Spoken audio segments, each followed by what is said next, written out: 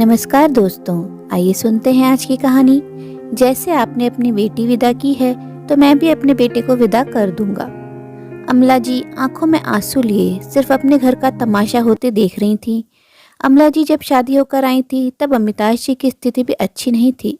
घर के नाम पर 2 टीन शीट के कमरे थे। दोपहर का समय था। अमला जी के घर में आज अच्छी खासी चहल पहल थी, पर कुछ अच्छे के लिए नहीं, बल्कि घर की बहू ने बवाल खड़ा कर दिया था। इस कारण से अमला जी के परिवार वाले और नई बहू के मायके वाले सब मौजूद थे। सबके सब सुलह कराने के लिए यहाँ आए थे। आखिर 5 महीने पहले आई बहू को अपनी अलग गृहस्थी बसानी है। वो अपने सास ससुर के साथ नहीं रहना चाहती, इसलिए कोई बीच का रास्ता ढूंढा जा रहा था। सब अपनी अपनी बात ही किए जा रहे थे। वहीं एक तरफ बैठे अमला जी और उनके पति अमिताभ जी एक दूसरे की शक्ल देख रहे थे और चुपचाप सबकी बातें सुन रहे थे।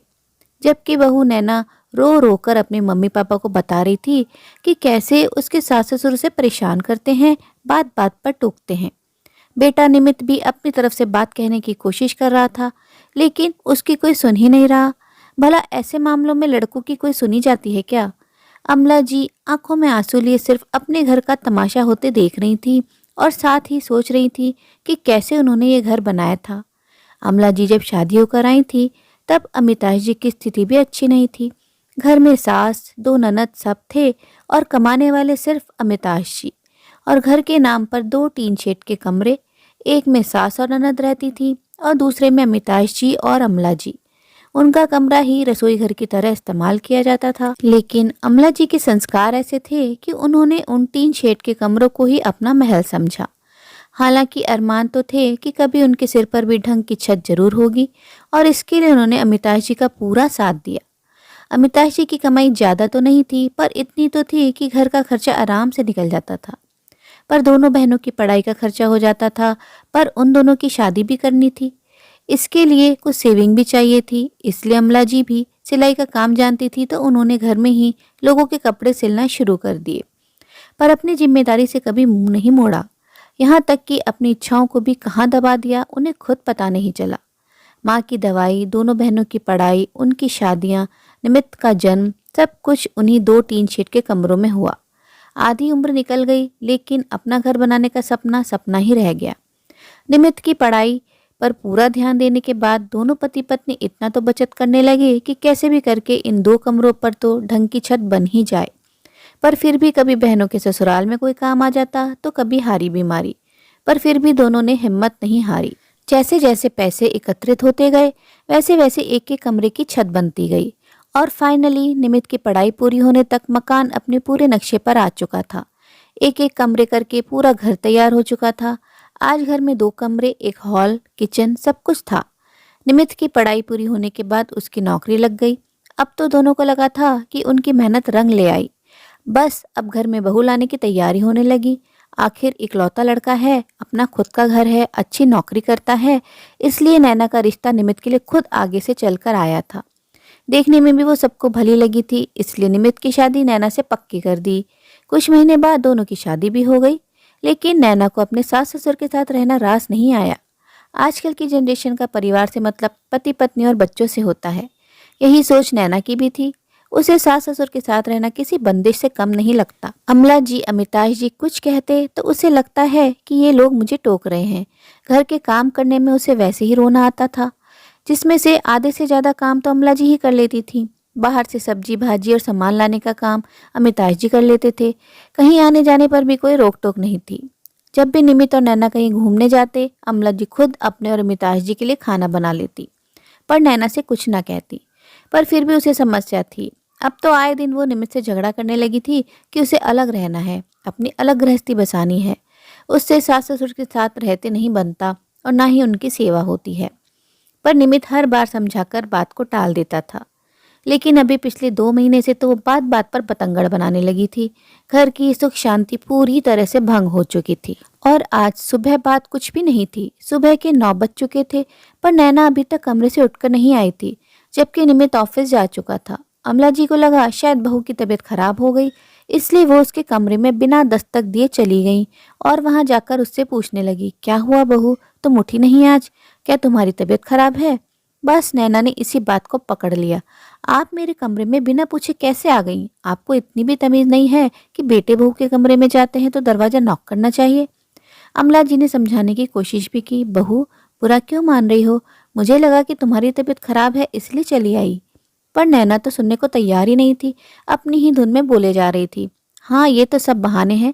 भला बहू किसको सुखी अच्छी लगती है? मेरी कोई जिंदगी नहीं है क्या? जब देखो टोका टाकी करते रहते हो। थोड़ा लेट उठ जाऊंगी तो कुछ बिगड़ जाएगा क्या? नहीं रहना मुझे आपके साथ। मेरे मम्मी पापा ने पता नहीं क्या देखकर आपके घर में शादी करवा दी। बिल्कुल आज़ादी ही नहीं है मुझे। घुटन होती है मुझे इस घर में, हर बात में टोका टाकी।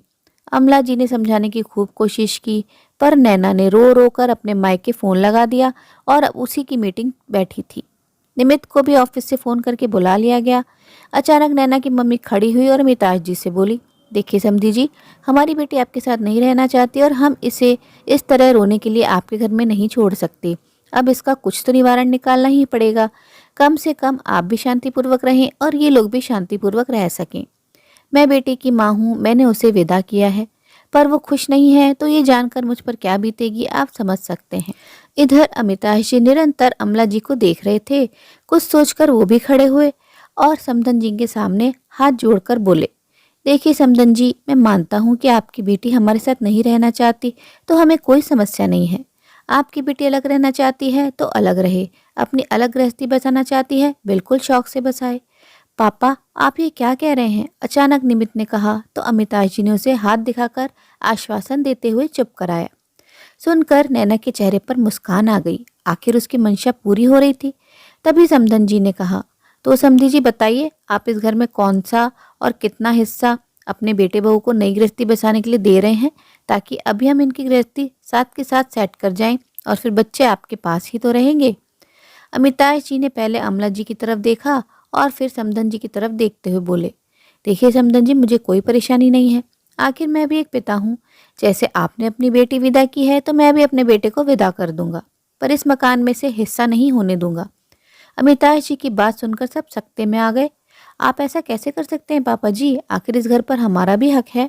अचानक नैना ने कहा तो अमिताभ जी उसकी तरफ मुस्कुराते हुए बोले, देख बहू, इस गलतफहमी में मत रहना। ये घर पूरी तरह से मेरा और अमला का है। हमने पाई पाई जोड़कर इसे खड़ा किया है। इसे बनाने के लिए अपनी अनगिनत इच्छाओं को मारा है। इसकी एक एक ईंट में हमारे खून पसीने की कमाई है। अगर तुम्हें अपनी अलग गृहस्थी बसाने का शौक है तो बेशक बसाओ, लेकिन अपने दम पर, ससुर के दम पर नहीं। और रही बात पास रहने की, तो समधन जी चिंता मत कीजिएगा, हमारे आसपास ही कहीं किराए का कमरा ढूंढ देता हूँ मैं। आपकी बेटी को कोई परेशानी नहीं होगी। अमिताभ जी की बात सुनकर नैना की सिट्टी पिट्टी गुम हो गई। उसे इस तरह के जवाब की बिल्कुल उम्मीद नहीं थी। अब नए तरीके से गृहस्थी शुरू करना नैना के बस की बात नहीं थी।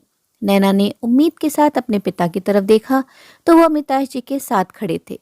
बेटा, मैं तो अमिताभ जी के साथ हूँ। अपनी मेहनत की कमाई का गुरूर ही कुछ और होता है, और जिसने गृहस्थी खुद बसाई है ना, उसे गृहस्थी की अहमियत बहुत अच्छे से पता होती है।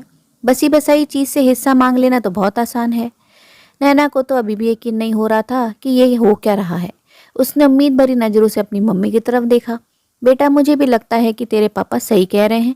जो इंसान अपने हाथों से तिनका तिनका जोड़कर अपनी गृहस्थी बसाता है ना, उसे अच्छे से पता होता है कि गृहस्थी की अहमियत क्या है, और फिर उस बसी हुई गृहस्थी को देखना कितने सुकून के पल होते हैं। मैं तुझसे ऐसे पल छीनना नहीं चाहती, पर तू फिक्र मत कर। मैं किराए के कमरे में भी तेरा सारा सामान शिफ्ट करवा कर जाऊंगी। आखिर माँ हूं ना, मुझे अच्छे से पता है कि तुझे अकेले काम करने में परेशानी होती है। अब तो नैना से कुछ बोलते ही नहीं बन रहा था। आखिर जब नैना ने देखा कि उसके माता पिता भी उसके साथ नहीं हैं, तो आखिरकार थक हार कर नैना को उसी घर में रहना पड़ा। अभी भी कई बार अलग होने का कीड़ा कुलबुलाता था, लेकिन जानती थी कि साथ देने वाला कोई नहीं है, तो अपने आप ही रो धोकर रह जाती थी। नैना और निमित के माता पिता यानी दोनों पक्षों ने एक सकारात्मक और सराहनीय निर्णय लिया, जिससे न केवल नैना को परिवार का महत्व समझ आया, बल्कि अमला जी और मिताज जी के जीवन भर की मेहनत से खड़ा किया गया आशय न भी बिखरने से बच गया। अपने बच्चों की अनावश्यक जिद को प्रोत्साहन न देना शायद उनको आज थोड़ी तकलीफ दे, मगर भविष्य में उन्हें अवश्य अपनी गलती का एहसास जरूर कराएगा। उम्मीद है दोस्तों आपको कहानी पसंद आई होगी। कहानी अच्छी लगी हो तो अपनी राय कमेंट बॉक्स में ज़रूर साझा करें और अपने मित्रों प्रियजनों के साथ भी शेयर ज़रूर करें। दोस्तों आपसे अनुरोध है, अगर आप चैनल पर नए हैं तो ऐसी ही नई नई जीवन से जुड़ी कहानियाँ सुनते रहने के लिए चैनल को सब्सक्राइब जरूर करें। कहानी अंत तक सुनने के लिए आप सभी का दिल से बहुत बहुत शुक्रिया। तो फिर मिलते हैं अगली कहानी में, तब तक के लिए आप लोग अपना ध्यान रखिए, खुश रहिए, ऐसे ही कहानियाँ सुनते रहिए।